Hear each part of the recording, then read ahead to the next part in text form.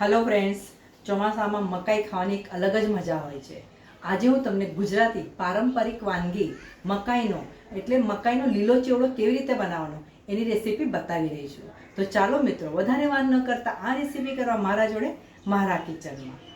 મકાઈનો ચેવડો બનાવવા માટે 4 મેં અહીંયા મકાઈ લીધી છે। હવે આપણે આ મકાઈના દાણાનો છીણ તૈયાર કરવાનો છે। સૌપ્રથમ આપણે છરીની મદદથી આ રીતે થોડા દાણા કાઢી લઈશું। જો તમે જોઈ શકો છો, આ રીતે તમારે દાણા કાઢી લેવાના છે। ત્યારબાદ તમારે એને છીણી લેવાનું છે, પણ છીણતી વખતે તમારે આ રીતે મોટા કાણાવાળી લેવાની છે, જેથી તમારું છીણ મોટું પડે।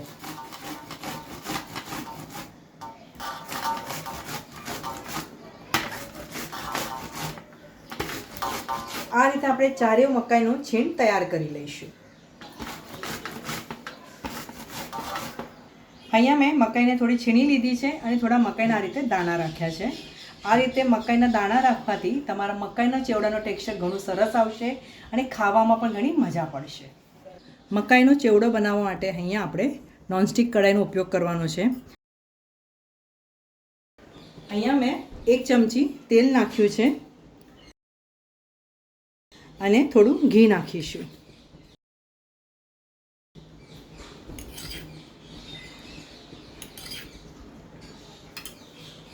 મિત્રો, અહીંયા મારું એક સજેશન છે, આ ચેવડો બનાવવા માટે તમે બને તો નોનસ્ટિક કઢાઈનો જ ઉપયોગ કરજો। ઘી અને તેલ ગરમ થાય કે આપણે 1 ટીસ્પૂન જીરું નાખીશું, 1/4 ટીસ્પૂન હિંગ નાખવાનો છે। જીરું સરસ ક્રેકલ થવા દઈશું। 8 થી 10 લીલા લીમડાના પાન નાખીશું અને 5 થી 6 લીલા મરચાં આ રીતે ઝીણા સમારીને નાખવાના છે।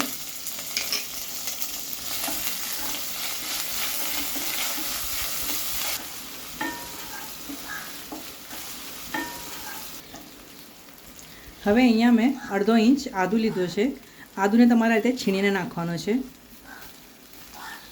મિત્રો, આ રીતે તમે આદું છીણીને નાખી જોજો, ખાવાની તમને ખરેખર ઘણી મજા પડશે। ગેસની ફ્લેમ તમારે લો રાખવાની છે। આદું નાખ્યા બાદ 2 મિનિટ આપણે આ રીતે સાંતળી લઈશું।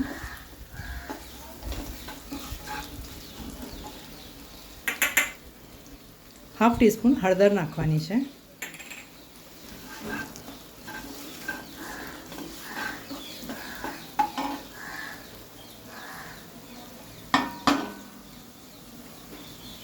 હવે જે આપણે મકાઈનું છીણ તૈયાર કર્યું છે એ કઢાઈમાં નાખીશું।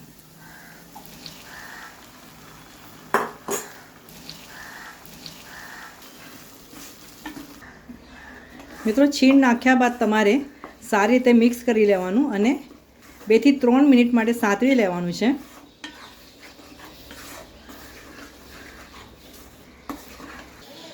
ત્રણ મિનિટ બાદ તમારે એને ઢાંકીને 3 થી 5 મિનિટ માટે મકાઈને સારી રીતે કૂક થવા દેવાની છે।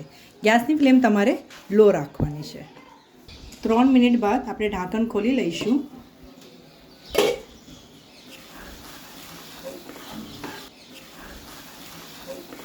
હવે આપણે એમાં દૂધ નાખવાનું છે।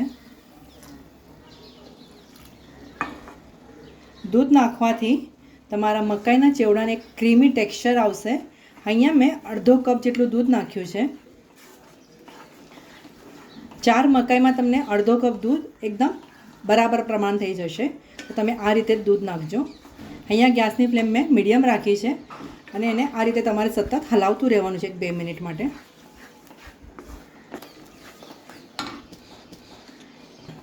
હવે સ્વાદ પ્રમાણે આપણે મીઠું નાખીશું।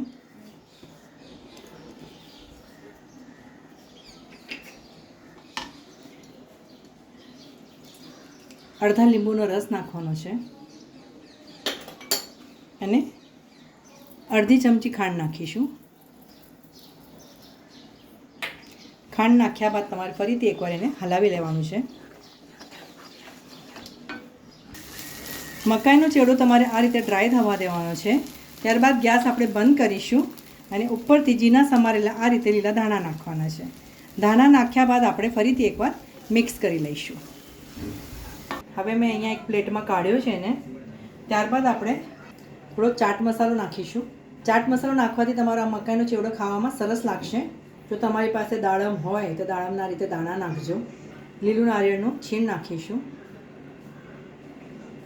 થોડી ઝીણી સેવ નાખીશું આ રીતે અને લીલા ધાણાથી ગાર્નિશ કરીશું. આહા, તમારો મકાઈનો ચેવડો કેટલો સરસ દેખાઈ રહ્યો છે ને મિત્રો. જોઈને ખાવાનું મન થઈ ગયું ને તો મિત્રો આજે જ આ રેસીપી ટ્રાય કરજો. આ વિડીયો જોયા બદલ તમારો ઘણો ઘણો આભાર. આવતા વિડીયોમાં આવી સરસ મજાની રેસીપી સાથે આપણે ફરીથી મળીશું. ત્યાં સુધી સરસ ખાઓ, સ્વસ્થ રહો અને ગુજરાતી રસોઈ જોતા રહીશું.